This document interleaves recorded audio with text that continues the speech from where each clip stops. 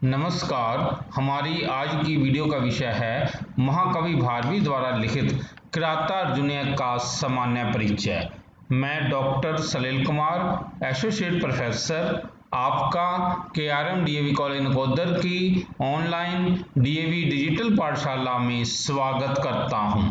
महाकवि भारवी जी ने किराता अर्जुनीयम महाकाव्य लिखा है। यहाँ पर ये जो सामने आपके ये दृश्य है, इसमें अर्जुन जो है ये भगवान शिव से शस्त्र ग्रहण कर रहा है। तो इसको करने से पहले अब हम आएंगे BA फर्स्ट सेमेस्टर का जो सिलेबस है इसके बारे में थोड़ा सा आप समझेंगे। BA first semester Guru Nanak Dev university Amritsar के संस्कृत विषय के लिए निर्धारित पाठ्यक्रम लौकिक साहित्य में हमने पंचतंत्र हितोपदेश का सामान्य परिचय, महाकाव्य कुमार संभव, शिशुपाल वध, किराता अर्जुन का सामान्य परिचय, नाटक अभिज्ञान शकुंतल, स्वपन वासुदत्तम, उत्तम रामचरित का सामान्य परिचय। तो हम यहाँ पर किराता अर्जुन का सामान्य परिचय करेंगे। महाकवि भारवी व उनके महाकाव्य किराता अर्जुनीय का समीक्षात्मक अध्ययन। भारवी के जीवन के विषय में प्रचलित किंवदंतियों के आधार पर निश्चित रूप से तो कुछ नहीं कहा जा सकता। अवंती सुंदरी कथा के एक उद्धरण के आधार पर यह कहा जाता है कि महाकवि दंडी के प्रपितामह अर्थात दादाजी दामोदर और भारवी परस्पर मित्र थे। भारवी ने महाराष्ट्र के राजा विष्णुवर्धन से दामोदर की मित्रता कराई थी। तो दामोदर ने कर्नाटक के राजा कोंकणी दुर्विनीत तथा कांची के राजा सिंह विष्णु 600 ईस्वी से भारवी का परिचय कराया था। 634 ईस्वी के एलोक शिलालेख में लेखक रवि कीर्ति ने भारवी को कालिदास का समकालीन माना है और इन दोनों को यशस्वी कवि के रूप में स्वीकार किया है। इधर वामन व जयादित्य की काशिका में भी भारवी की रचना का उल्लेख मिलता है। उपर्युक्त आधारों पर भारवी का समय 550 से 600 ईस्वी के मध्य मानना उचित है। भारवी की केवल एक ही रचना किराता अर्जुनीय प्रसिद्ध है। इसके अतिरिक्त श्रीधर दास के सदुक्ति करना अमृत व श्री वल्लभ देव कृत सुभाषितावली में भारवी के नाम से कुछ मुक्तक पद्य भी प्राप्त हुए हैं। किराता अर्जुनीय महाभारत में वन पर्व के एक प्रसंग को लेकर महाकवि भारवी ने 18 सर्गों के इस महाकाव्य की रचना की है। दूत द्वारा दुर्योधन का अपने सत्कार्यों से प्रजा का अनुराग भाजन बनने का समाचार पाकर द्वैत वन में द्रौपदी एवं भीम का युधिष्ठिर को युद्ध करने के लिए प्रेरणा देने का प्रयास, युधिष्ठिर का तर्कपूर्ण उत्तर, व्यास जी द्वारा अर्जुन को दिव्यास्त्र प्राप्त करने के लिए तपस्या करने का परामर्श तथा अर्जुन की तपस्या, स्कंद के सेनापतित्व में आई हुई शिवसेना से तथा अंत में किरात वेशधारी स्वयं भगवान शिव से अर्जुन का युद्ध तथा प्रसन्न हुए शिव से अर्जुन को दिव्यास्त्रों की प्राप्ति, यही है संपूर्ण महाकाव्य की संक्षिप्त कथा वस्तु। अर्जुन इस महाकाव्य का धीरोदात्त नायक है। भारवी का चरित्र चित्रण प्रभावपूर्ण है। इस महाकाव्य का प्रधान रस यद्यपि वीर है, किंतु श्रृंगार आदि रसों का भी सहयोगी रसों के रूप में समावेश है। इस महाकाव्य में ऋतु वर्णन, हिमालय, जल विहार, संध्या, सूर्यास्त तथा चंद्रोदय आदि अनेक प्राकृतिक दृश्यों का वर्णन भी किया गया है। चतुर्थ सर्ग में शरद ऋतु का मनोहर वर्णन विशेष रूप से उल्लेखनीय है। भारवी की वर्णन शक्ति श्लाघनीय है। उन्होंने अपने महाकाव्य में विभिन्न दृश्यों का मनोरम वर्णन किया है। संस्कृत काव्य के जिस युग के वे प्रवर्तक माने जाते हैं, उस युग की एक महत्वपूर्ण धारा यह भी है कि संक्षिप्त सा कथानक लेकर उसे विविध वर्णनों द्वारा रंजित किया जाता है।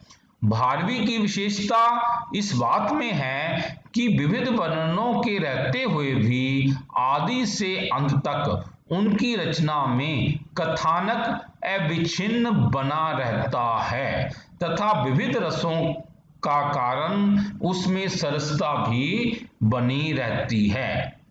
भारवी का काव्य ओजपूर्ण संवादों से सुसज्जित है। कथानक संवादों की सहायता से सतत आगे बढ़ता रहता है। जैसे ही द्रौपदी दुर्योधन के अभ्युदय को सुनकर क्रोधित हो उठती है, वैसे ही इस काव्य में कथोपकथन का क्रम जारी हो जाता है। द्रौपदी युधिष्ठिर की शांतिपूर्ण नीति की कटु आलोचना करती है, भीम उसका समर्थन करते हैं, युधिष्ठिर उसका उत्तर देते हैं तथा इसी बीच व्यास जी का आगमन होता है और वे अर्जुन को इंद्रकील पर्वत पर जाने का आदेश देते हैं। इन संवादों में कहीं कहीं ऐसे स्थल अवश्य आ जाते हैं जहां लगने लगता है कि कवि अपने राजनीतिक पांडित्य का प्रदर्शन सा कर रहा है। किराता अर्जुनीय महाकाव्य ने अपने प्रशस्त गुणों के कारण संस्कृत साहित्य में विशिष्ट पद प्राप्त कर लिया है। संस्कृत महाकाव्यों की बृहत्त्रयी अर्थात किरात, माघ और नैषध में इसका प्रमुख स्थान है। समस्त संस्कृत साहित्य में किराता अर्जुनीय के समान दूसरा कोई ऐसा ओजपूर्ण तथा उग्र काव्य नहीं मिलता। अर्जुन की तपस्या, सुरांगना विहार, किरात अर्जुन युद्ध आदि के विशद वर्णन से उनकी अद्भुत वर्णन शक्ति सिद्ध होती है।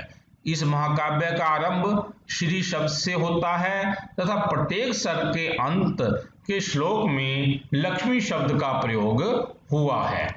भारवी ने अपने महाकाव्य को रुचित अलंकारों से विभूषित करने में बड़ी कुशलता दिखाई है। चतुर्थ सर्ग में जो शरद ऋतु का नैसर्गिक और हृदयग्राही वर्णन है, वैसा अन्यत्र मिलना दुर्लभ है।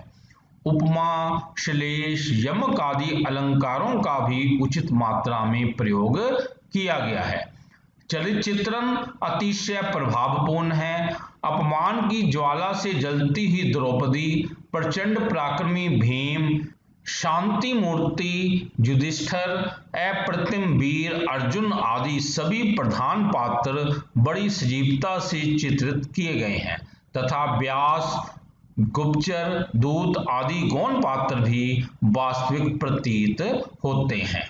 शरद ऋतु का सुहावना समय को भारवी ने किस प्रकार चित्रित किया है, उनकी यह कल्पना देखने योग्य है।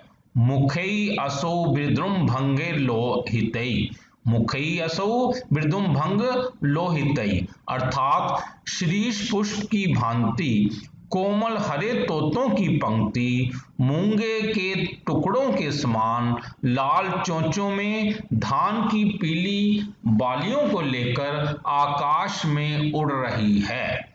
तोतों का हरा शरीर, उनकी लाल चोंचें और उन चोंचों में पीली बालियां, इन रंगों के मिश्रण से प्रतीत होता है कि आकाश में इंद्रधनुष उगा हो। एक बार और देखिए, अर्थात शीर्ष पुष्प की भांति कोमल हरे तोतों की पंक्ति, मूंगे के टुकड़ों के समान लाल चोंचों में धान की पीली बालियों को लेकर आकाश में उड़ रही है।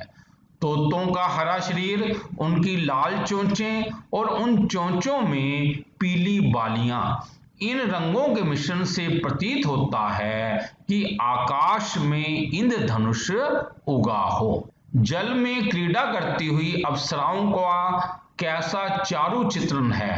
तिरोहिता अंतानि नितांतम, तिरोहिता अंतानि नितांतम, अर्थात जल में अवगाहन करते समय उन दिव्य ललनाओं को दीर्घ केश राशि ने अस्त व्यस्त हो जाने के कारण उनके मुख को ढक लिया है। ऐसा प्रतीत होता था कि उनके मुख मानो भ्रमण पंक्ति से आच्छादित कमल हों। एक और देखिए, अर्थात जल में अवगाहन करते समय उन दिव्य ललनाओं को दीर्घ केश राशि ने अस्त व्यस्त हो जाने के कारण उनके मुख को ढक लिया। ऐसा प्रतीत होता था कि उनके मुख मानो भ्रमण पंक्ति से आच्छादित कमल हों। भारवी ने अपने काव्य में अलंकारों का बहुत सुंदर प्रयोग किया है। उन्होंने एक अक्षर वाला एक श्लोक भी लिखा है।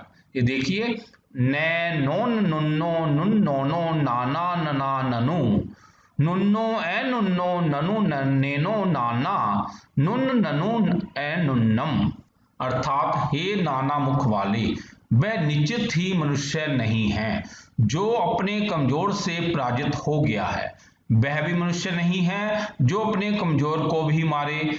जिसका नेता पराजित ना हुआ हो वह व्यक्ति शत्रु के द्वारा पकड़े जाने पर भी अपराजित ही है। जो व्यक्ति पूर्णतः पराजित हुए व्यक्ति को मार देता है वह पापी नहीं है। इस पद्य में नए व्यंजन वर्ण का प्रयोग हुआ है। अनुप्रास शब्दालंकार का यह कितना सुंदर उदाहरण है। भारवी के महाकाव्य के 3 सर्ग विशेष कठिन हैं, इसलिए वे पाषाणत्रय के नाम से प्रसिद्ध हैं। अतः प्रसिद्ध टीकाकार मल्लिनाथ ने भारवी के काव्य को नारिकेल फलम के नाम से बतलाया है, जिसका बाह्य रूप रुक्ष तथा विषम है, पर अंदर से काव्य का मधुर रस निहित है। भारवी नीति शास्त्र, अलंकार शास्त्र तथा व्याकरण शास्त्र के पूर्ण पंडित थे। उनकी कविता में एक विचित्र चमत्कार है। उनका अर्थ गांभीर्य पाठकों के हृदय को अपनी ओर बरबस खींच लेता है।